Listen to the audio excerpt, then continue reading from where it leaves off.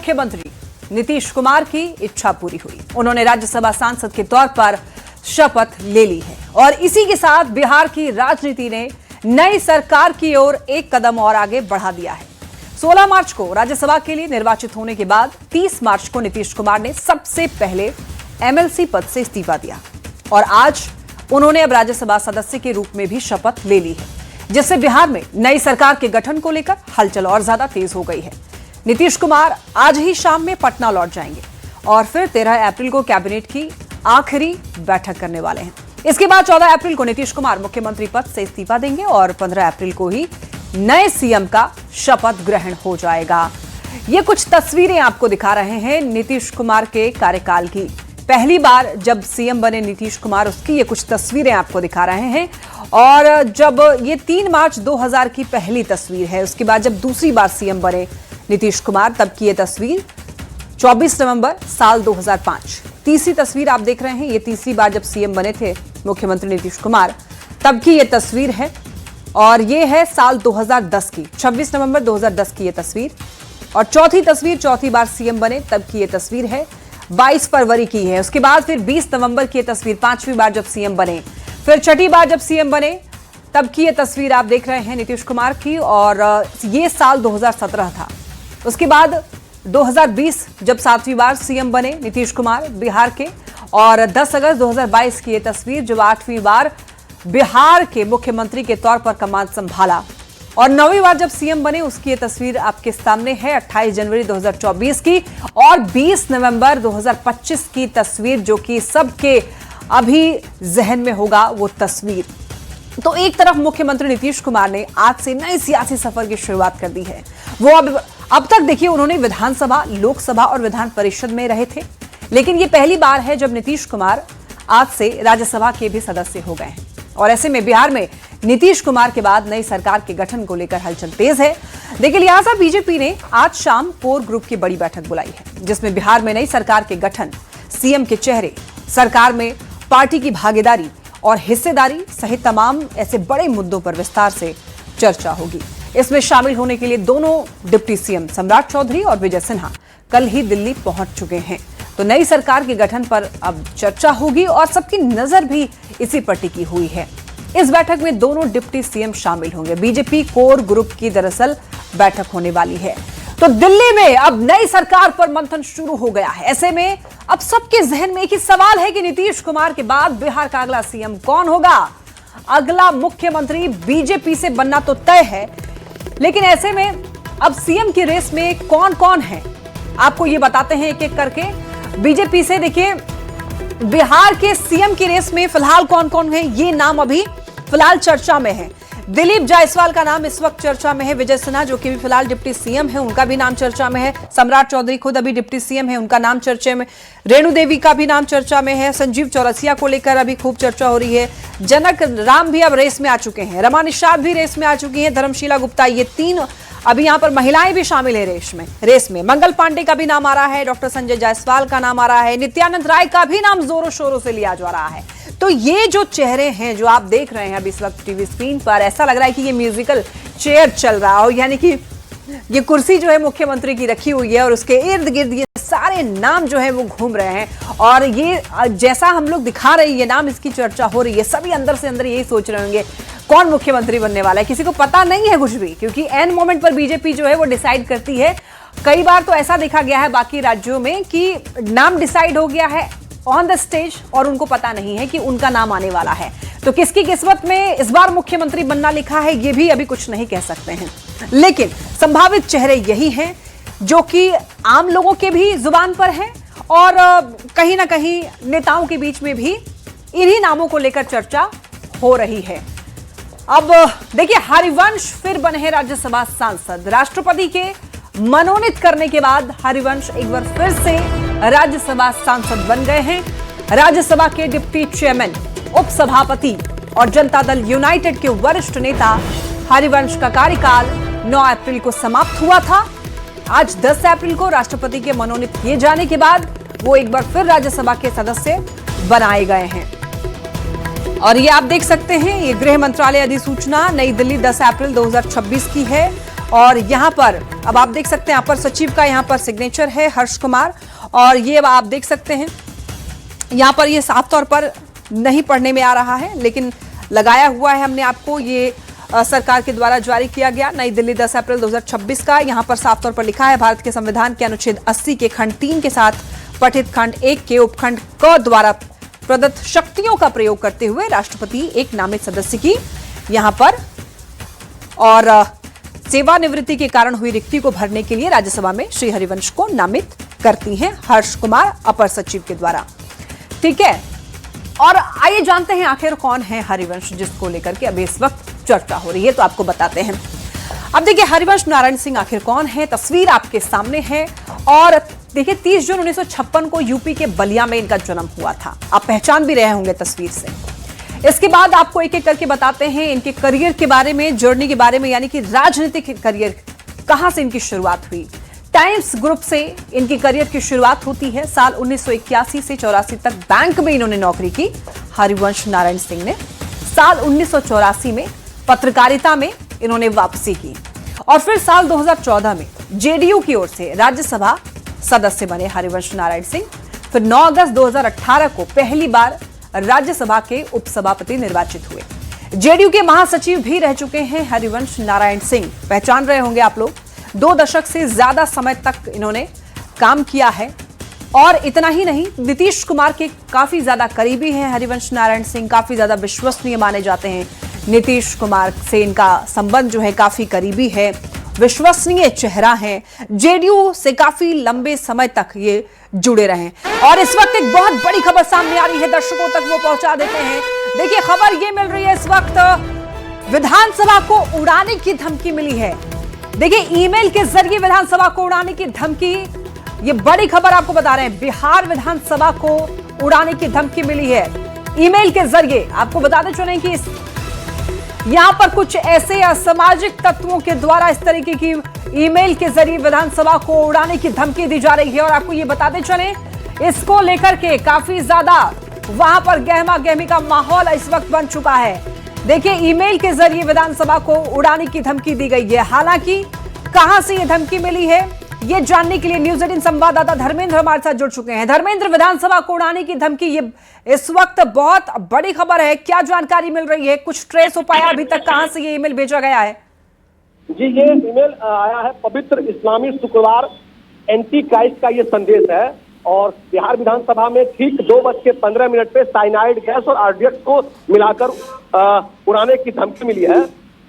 बांग्लादेश के अबू सईद और कई ऐसे मामले हैं जिस पर जो पुलिसिया जुल्म हो रहे हैं, और जिस तरह से चेन्नई पुलिस में कई ऐसे मामले हैं, इन तमाम मामलों का हवाला दिया गया है लेटर में। और उस लेटर के माध्यम से बिहार विधानसभा को उड़ाने की धमकी दी गई है। जी, किसके ईमेल पे आया और कहां से वो ईमेल आया है, इसको लेकर पुलिस का क्या कुछ कहना है? ये फिलहाल इस पूरे मामले की जांच की जा रही है। बिहार विधानसभा में सुरक्षा की टीम पहुंची है, डॉग स्क्वाड की टीम पहुंची है, बम निरोधक दस्ता भी पहुंचा है। जांच की जा रही है ईमेल कहां से आया और इसमें किसके द्वारा इसे भेजा गया है, इस तमाम मामलों की जांच साइबर विभाग के द्वारा किया जा रहा है। लेकिन यह मामला संदिग्ध है क्योंकि पहले भी कुछ दिन पहले बिहार विधानसभा को उड़ाने की धमकी मिली थी और जिसके कई सिविल कोर्टों को उड़ाने की धमकी लगातार मिलती रही है। तो इस पर लगातार सुरक्षा व्यवस्था पर या निशान खड़े होते हैं। और खास करके जब ये ईमेल आता है तो इस तक पहुंचना पुलिस के लिए बड़ी टेढ़ी खीर होती है। जी, लेकिन धर्मेंद्र, देखिए जिस तरीके से ऐसी ईमेल के जरिए धमकी भरे जो ईमेल है वो कई बार आ चुके हैं। इससे पहले भी कुछ दिनों पहले भी ऐसी धमकियां आई थी, लेकिन ऐसी धमकियों से वहां पर काम भी काफी डिस्टर्ब होता है।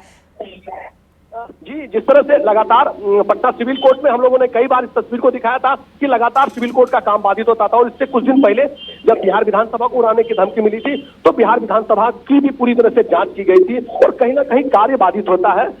लोगों को परेशानियां होती हैं। सिविल कोर्ट में भी कई बार हम लोगों ने लोगों की परेशानियां दिखाई कि लोग यहाँ पहुंचते थे, लेकिन इस तरह के मामलों से लोगों को काफी परेशानी होती है। जी ठीक है धर्मेंद्र, नजर बनाए रखिए। बहुत धन्यवाद आपका इन तमाम जानकारियों के लिए। और इसके बाद देखिए सिवान से भी खबर मिल रही है। सिविल कोर्ट को यहां पर उड़ाने की धमकी दी गई है, मेल के माध्यम से ही उड़ाने की धमकी। सिविल कोर्ट की सुरक्षा हालांकि बढ़ा दी गई है। 3 महीने पहले भी यह धमकी मिली थी। भारी संख्या में यहां पर पुलिस बल को मौजूद किया गया है। मामले की जांच में सिवान पुलिस जुटी है। मृत्युंजय हमारे साथ जुड़ चुके हैं ज्यादा जानकारी के लिए। मृत्युंजय, सिविल कोर्ट को उड़ाने की धमकी दी गई है। क्या जानकारी मिल रही है?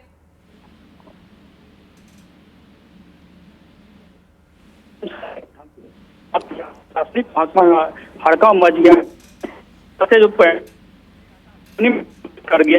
मृत्युंजय, आपकी आवाज अभी ठीक तरीके से हमारे पास नहीं पहुंच पा रही है, लेकिन ये सिविल कोर्ट को उड़ाने की धमकी देखिए चिंता की विषय है। हालांकि इसको लेकर अभी बताया जा रहा है कि वहां पर सुरक्षा बढ़ा दी गई है, भारी संख्या में पुलिस बलों को वहां पर मौजूद किया गया है। बढ़ते हैं खबरों में आगे। पटना से इस वक्त एक बड़ी खबर है, युवक का शव मिलने से सनसनी। देखिए, शाहपुर के पिंटू ठाकुर का शव मिला है। गोपालपुर के शाहपुर इलाके की यह घटना है। बीती रात से लापता था युवक के गले पर गंभीर चोट के निशान मिले हैं और हत्या की आशंका जताई जा रही है। तस्वीरें आप ये देखिए, यहां पर ग्रामीणों ने बताया जा रहा है कि ग्रामीणों में इस वक्त दहशत है।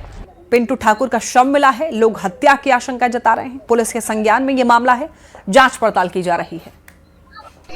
8 साढ़े 8 बजे पता चला कि दुकान बढ़ा करके यहाँ से चले गए हैं। जब हम लोग 10 साढ़े 10 बजे तक इंतजार किए कि अभी तक भैया नहीं आए हैं, तो फोन किए दुकान मालिक को, तो बोले कि यहाँ से 8 बजे दुकान बढ़ा के चल गया है। 9 बजे सूचना मिला कि यहाँ पर डेड बॉडी है, तो हम लोग भागे भागे यहाँ पर आए तो देखते हैं कि भैया के यहाँ पर ही हत्या हुआ है, गला दबा करके मारा गया। प्रशासन तो अभी आए हैं, प्रशासन आधा घंटा हो रहा है हुए। प्रशासन बोल रहे हैं कि हम लोग जो बनेगा वो चीज दिला देंगे।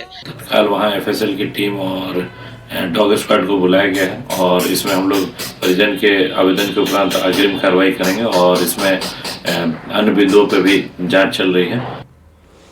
बड़ी खबर मोतिहारी से है। पुलिस ने जहरीली शराब कांड से जुड़े सबसे बड़े तस्कर लवकुश यादव को गिरफ्तार कर लिया है। लवकुश यादव ने ही गाजियाबाद से जहरीली स्पिरिट की बड़ी खेप मंगाकर कन्हैया यादव और सुनील शाह को सप्लाई की थी। इसके बाद इस जहरीली स्पिरिट के पीने से 10 लोगों की मौत हो गई थी, वहीं 15 से ज्यादा लोग बीमार हो गए। SIT की टीम उत्तर प्रदेश और दिल्ली के विभिन्न जगहों पर छापेमारी कर रही है। SIT की 4 टीम जगह जगह जहरीले स्पिरिट को बेचने वाले कंपनी के मालिक और पदाधिकारी के खिलाफ में कार्रवाई कर रही है।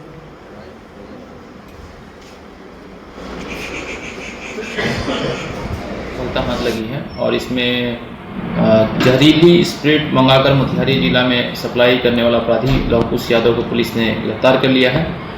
लवकुश यादव ने बताया कि इसने गाजियाबाद की कंपनी से ये जहरीला स्प्रिट मंगाकर पूर्व में जेल गए मास्टरमाइंड कन्हैया यादव को सप्लाई किया था और मिले साक्ष्य के आधार पर गाजियाबाद की कंपनी के मालिक की गिरफ्तारी के लिए हमारी SIT की टीम उत्तर प्रदेश के लखनऊ, गाजियाबाद, दिल्ली इलाकों में जो है वो छापेमारी कर रही है। करीब 4 टीम यहाँ से भेजा गया है और जल्दी पुलिस को जो है इसमें भी बड़ी सफलता मिलने के आसार हैं, जिससे आपको अवगत कराया जाएगा। लवकुश यादव ने पूछताछ में और भी कई अहम बातें जो है वो SIT को बताई है, जिस पर SIT काम कर रही है। बिहार के सीओ और आरओ को डिप्टी सीएम विजय सिन्हा ने कड़ा अल्टीमेटम दिया है। उन्हें शाम तक काम पर लौटने का आदेश दिया गया है। डिप्टी सीएम ने यह साफ कहा कि अगर काम पर नहीं लौटे तो सर्विस ब्रेक होगी। साथ ही ये भी चेतावनी दी गई है कि राज्य में सत्ता परिवर्तन का इंतजार भारी पड़ेगा। DCLR पोस्ट पर प्रमोशन की मांग को लेकर पिछले 9 मार्च से लगातार राज्य भर के सीओ और आरओ हड़ताल पर है और हड़ताल की वजह से सभी कामकाज ठप है। तो एक बार फिर से डिप्टी सीएम विजय सिन्हा ने कड़ा अल्टीमेटम दिया है और साफ कहा है कि आज शाम तक अगर आरओ और सीओ अपने काम पर वापस नहीं लौटते हैं तो उनकी नौकरी ब्रेक होगी, साथ ही बड़ी कार्रवाई की जाएगी। उनके लिए सहानुभूति और पदोन्नति की उम्मीद समाप्त हो जाएगी और जो काम पर लौटेंगे उनकी नौकरी ब्रेक नहीं होगी। इन्होंने ये भी कहा है कि पदोन्नति की संभावना भी बनी रहेगी, लेकिन जरूरत पड़ी तो सरकार अब कड़ा रुख अख्तियार करेगी। हड़ताल पर गए अंचल और राजस्व अधिकारियों के प्रतिनिधियों से लगातार संवाद की प्रक्रिया भी जारी है। बताते चलूं कि अब तक 6 बार वार्ता भी हुई है, लेकिन वार्ता का समाधान नहीं निकला है। इधर राजस्व विभाग ने जो आंकड़े जारी किए हैं उसमें 589 अधिकारी अभी कार्यरत हैं।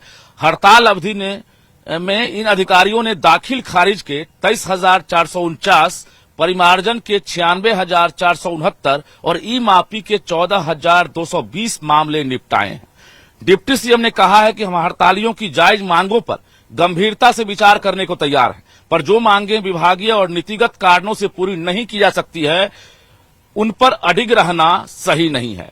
जो एक पंचायत सेवक हैं, उन्हें भी चार्ज दिया गया बावजूद जमीन संबंधित काम जो है ठप है। इधर लगातार राजस्व सेवा के जो अधिकारी हैं वो बैठक पर बैठक कर रहे हैं, लेकिन सरकार उनकी मांगों पर विचार नहीं कर रही है। वो साफ कह रहे हैं कि हाईकोर्ट ने भी आदेश दिया था हम लोगों के फेवर में कि जो राजस्व सेवा के पदाधिकारी हैं उनकी सीधी पदोन्नति होगी डीसीएलआर में, लेकिन अब बिहार प्रशासनिक सेवा और बिहार राजस्व सेवा के बीच जो लड़ाई है, इसका खामियाजा जनता को भुगतना पड़ रहा है और ऐसे में सरकार को एक बार फिर से कड़ा अल्टीमेटम देना पड़ा है। कैमरामैन दीपक के साथ रजनीश कुमार, न्यूज़ 18 पटना। भ्रष्ट लोक सेवक गौतम कुमार आज एक बार फिर अपना पक्ष रखने के लिए ईओयू कार्यालय पहुंचे हैं। गौतम को ईओयू की टीम ने दोबारा से आने को लेकर नोटिस भेजा था, जिस पर अमल करते हुए गौतम कुमार ईओयू कार्यालय पहुंचे हैं, जहां उनसे पूछताछ शुरू हो गई है। बताते चलें आपको, भ्रष्ट लोक सेवक गौतम कुमार से पूछताछ, ईओयू कार्यालय में अपना पक्ष रखेंगे। और आपको ये बताते चलें कि इनके नाम पर अवैध संपत्तियों का बताया जा रहा है कि कई सारे जमीनों के डॉक्यूमेंट्स मिले हैं। टोला कौन सा है? भ्रष्ट लोक सेवक और किशनगंज के तत्कालीन एसडीपीओ गौतम कुमार जो है वो ईओयू कार्यालय पहुंच चुके हैं। ईओयू ने उन्हें आज दोबारा से तलब किया था पूछताछ के लिए, और गौतम कुमार जो है वो ईओयू के नोटिस पे जो है पहुंचे हैं वापस से ईओयू कार्यालय, और यहां उनसे जो है पूछताछ शुरू हो गई है। अपना पक्ष रखने के लिए गौतम कुमार यहां पहुंचे हैं। बताते चले कि इससे पहले भी गौतम कुमार को आर्थिक अपराध इकाई में बुलाया गया था पूछताछ के लिए। उन पर जो आय से अधिक संपत्ति का, काली कमाई का जो आरोप लगे हैं, चूंकि अकुत संपत्ति इन्होंने अर्जित कर रखी है, जिसकी पूरी डिटेल आर्थिक अपराध इकाई जो है वो उनके सामने रखा है। और कहीं न कहीं कह सकते हैं कि जो करोड़ों की अकुत संपत्ति इन्होंने बनाया, उसके संदर्भ में पूछताछ करने के लिए ईओयू ने बुलाया था। और पहले बार जब गौतम कुमार पहुंचे थे तो उस वक्त उन्होंने कई सवाल का जवाब नहीं दिया था। कई सवाल का जवाब जो है वो गोलमोल तरीके से दिए थे। बताते चले कि गौतम कुमार पर जो है वो अपने पद का दुरुपयोग करते हुए करोड़ों की काली कमाई करने का आरोप है। गौतम कुमार जो है अपनी प्रेमिकाओं को जो है करोड़ों का संपत्ति जो है मुहैया कराया, और कहीं कहीं कह सकते हैं कि पूरे तौर पे एक नेटवर्क खड़ा कर रखा था, जिस नेटवर्क के माध्यम से वो काली कमाई करते थे। कहा यह भी जाता है कि सीमांचल के पूर्णिया के एक पूर्व विधायक हैं जिनका संरक्षण प्राप्त था, और राजनीति में वो खुद भी आना चाहते थे, अपनी प्रेमिका को भी लाना चाहते थे, और इसके लिए वो लगातार काली कमाई कर रहे थे। लेकिन वो अपने मंसूबे में सफल हो पाते उससे पहले ही आर्थिक अपराध इकाई की जो एडीजी है नैयर हसनैन खान, उन्हें इनके पूरी करतूत के बारे में जानकारी मिली, और फिर उसका सत्यापन कराया गया नैयर हसनैन खान के द्वारा अपनी टीम के जरिए। और जो बातें सामने आई वो चौंकाने वाली थी। वो बातें ये थी कि गौतम कुमार जो है वो 1994 बैच के इंस्पेक्टर दरोगा थे, और उसके बाद प्रमोशन पाया, प्रमोशन पा के डीएसपी बने, एसडीपीओ के तौर पे किशनगंज में पदस्थापित हुए, और उसके बाद जो है लगातार अपने इस पूरे कार्यकाल जो रहा उनका पुलिस सेवा का, वो अत्यधिक जो सेवा जो है वो सीमांचल में ही दिए, जहां उन्होंने एक नेटवर्क सिस्टम खड़ा किया। सुपारी माफिया, शराब सिंडिकेट, नशे के जो कारोबारी हैं, सबसे उनकी जो है काली कमाई होती रही, सबसे वो उगाही करते रहे, और उसके एवज में वो उन्हें लाभ पहुंचाते रहे। और अब चूंकि इन पर जो आरोप लगे हैं काफी संगीन आरोप हैं, इसी मामले में पूछताछ करने के लिए एक बार फिर से आर्थिक अपराध इकाई ने उन्हें तलब किया, और आर्थिक अपराध इकाई की नोटिस पे जो है गौतम कुमार पहुंचे हैं अपना पक्ष रखने के लिए। जो जानकारी मिली है आर्थिक अपराध इकाई की आधिकारिक सूत्रों के तरफ से, उसके मुताबिक सवालों की एक फहरिस्त जो है वो तैयार की गई है, और उन सभी सवालों का जवाब जो है आर्थिक अपराध इकाई जो है वो लेना चाहता है गौतम कुमार से। बहरहाल देखना है कि पूछताछ के दौरान गौतम कुमार जो है वो किन किन सवालों का जवाब देते हैं, किन किन सवालों को जवाब नहीं देते हैं। और जरूरत पड़ने पर यह भी कहा जा रहा है कि आगे भी गौतम कुमार की पूछताछ के लिए आर्थिक अपराध इकाई की जो टीम है अगर चाहेगी तो बुलाएगी। बहरहाल आज जो है गौतम कुमार से पूछताछ जो है वो चल रही है आर्थिक अपराध कार्यालय में। अमित कुमार, न्यूज़ 18 पटना।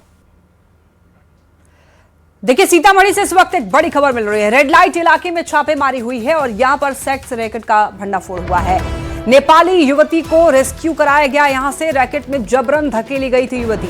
पीड़िता के पिता ने दरअसल गुहार लगाई थी बेटी को मुक्त कराने के लिए।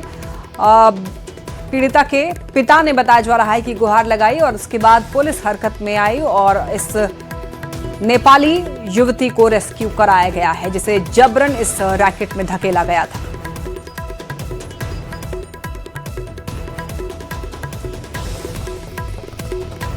तस्वीरें आप ये देख रहे हैं और रेस्क्यू कराने वक्त की ये तस्वीर है। बदाजवाड़ा रेड लाइट इलाके में छापेमारी हुई है और यहां से सेक्स रैकेट का भंडाफोड़ हुआ है। चलिए बात करते हैं गोपालगंज की। गोपालगंज में डीएम ने निजी स्कूलों की फीस बढ़ाने पर कड़ा रुख अपनाया है। डीएम ने 86 स्कूल संचालकों को नोटिस जारी कर दिया है और एक बैठक भी बुलाई है। कमिश्नर और हाई कोर्ट के निर्देशों का हवाला देते हुए यह स्पष्ट किया है कि किसी भी स्कूल ने फीस बढ़ोतरी की अनुमति नहीं ली है। बावजूद इसके 12 से 15 फरवरी के बीच मनमाने ढंग से फीस बढ़ाई गई। डीएम ने 1 महीने के भीतर बढ़ी हुई फीस वापस लेने का निर्देश दिया है।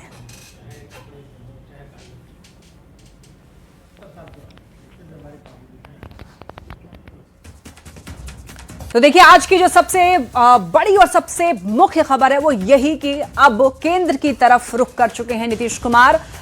इन्होंने शपथ ले ली है राज्यसभा की। आपको बताते चलें, शपथ लेने के बाद नीतीश कुमार का बयान सामने आया है। राज्यसभा सांसद बनने के बाद इन्होंने बयान दिया, पहले तो हम यही न थे। नीतीश कुमार का ये बयान है और अब देखिए नीतीश कुमार का ये कहना है कि पहले तो हम यही न थे। शपथ लेने के बाद नीतीश कुमार का ये पहला बयान है और क्या कहा है उन्होंने, आप खुद सुन लीजिए उनका पूरा ये बयान। अरे 3 गो है आप। चलिए अरे आपको प्रणाम कर रहे हैं, सुन नहीं रहे हैं। अब पहले तो हम यही न थे।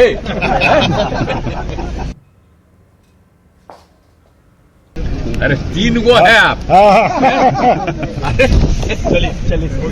चलिए अरे आपको प्रणाम कर रहे हैं, सुन नहीं रहे हैं। अब पहले तो हम यही न थे। तो सुना आपने नीतीश कुमार को। शपथ लेने के बाद नीतीश कुमार का ये सबसे पहला बयान जो आप न्यूज 18 बिहार झारखंड पर सुन रहे थे। नीतीश कुमार ने कहा कि पहले तो हम यही न थे। इसका मतलब है कि देखो, उनका ये कहना है कि पहले भी तो वो केंद्र में थे और बीच में फिर वो बिहार में उन्होंने 20 साल अपना दिया। बिहार को गड्ढे से निकाल करके बहुत ही सही स्तर पर पहुंचाया है। बिहार के लिए काफी कुछ काम किया है। एक बार फिर से वो केंद्र की राजनीति की तरफ रुख कर चुके हैं और उसके बाद की शपथ लेने के बाद की कुछ तस्वीरें देखिए हमारे पास आ रही हैं, वो आपको दिखा रहे हैं। और नीतीश कुमार के साथ साथ आप यहाँ देखिए ललन सिंह दिखाई दे रहे हैं। कुछ नहीं कर रहा हूँ ना मैं तो। और ये जेडीयू के यहाँ पर दरअसल बड़े जो नेता हैं वो दिखाई दे रहे हैं।